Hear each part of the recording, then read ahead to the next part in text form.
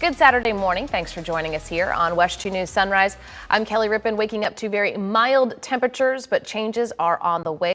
For many holiday shoppers, the season has already begun. I'm looking at you out there who's already started your holiday shopping. Well, the retailers are rolling out discounts ahead of Black Friday. If you have ever tried to find childcare, you know how difficult it can be. Well, a new report shows the majority of people live in places where access to care is limited or non-existent. We have new details about the teenager accused of killing his own mother and then burying her under a fire pit. Detectives say he confessed to the crime without remorse. More than 24 hours after lifting off from Cape Canaveral, a SpaceX-designed capsule docked smoothly with the International Space Station. Now, it's all part of test flight for the spacecraft that could carry astronauts to space as early as July. We've been following all of this wild weather across the country, and here we're just kind of this isolated pocket of quiet. I know, and that actually continues. Once we get this front through here, really.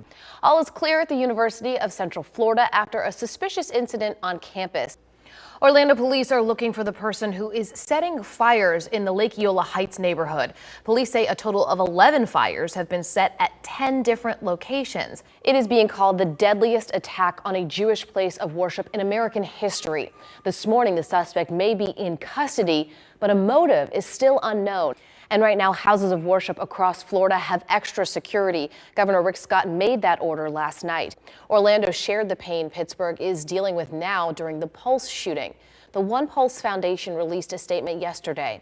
Happening today, Orlando Health will once again be venting pipes at the hospital, so don't be alarmed if you hear loud noises just south of downtown.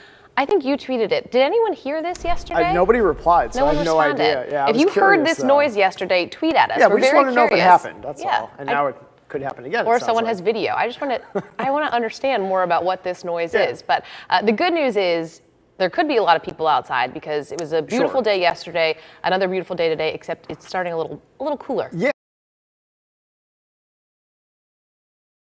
To that breaking news in Orlando. We know one person is dead, another recovering after a double shooting overnight. So right now there's a very active crime scene on Hendron Drive right near Curry Ford and Cimarron, and that's where we find West 2's Kelly Rippin. Kelly, tell us about that second person who was shot.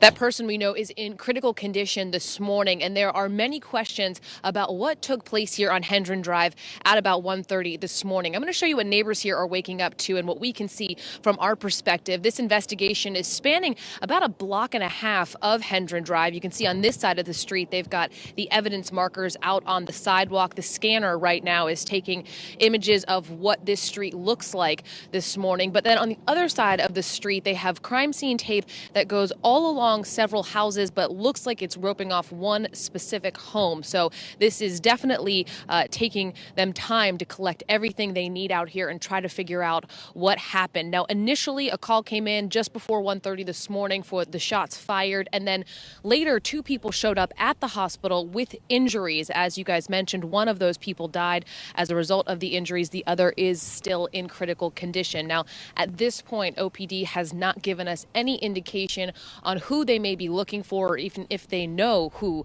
they could be looking for. So as we get updates from Orlando police, we will be sure to pass them along. We're live in Orlando. Kelly Rippin, West 2 News.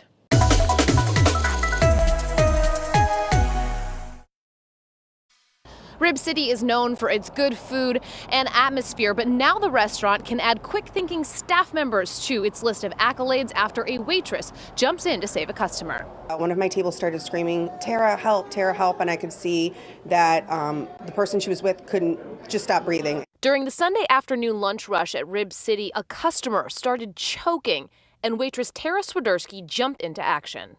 I didn't think about it. I didn't think about it when it was happening, when I was doing it. I just wanted her to stop choking and start breathing. Trained in the Heimlich maneuver during her years as a flight attendant, and again when she started working at Rib City, you can see Swiderski calmly and consistently working to clear the obstruction. After several attempts, the woman finally starts to cough, and the other medically trained Rib City staff members help to calm her down. Swiderski says this scary moment highlights the importance of people being trained in basic life-saving skills.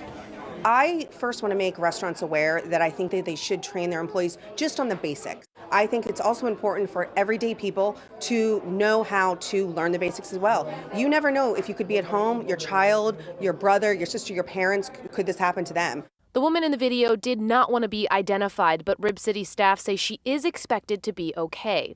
Now, Rib City is working to schedule another training session for more staff members to learn these life-saving skills. In Brevard County, Kelly Rippin, WESH 2 News.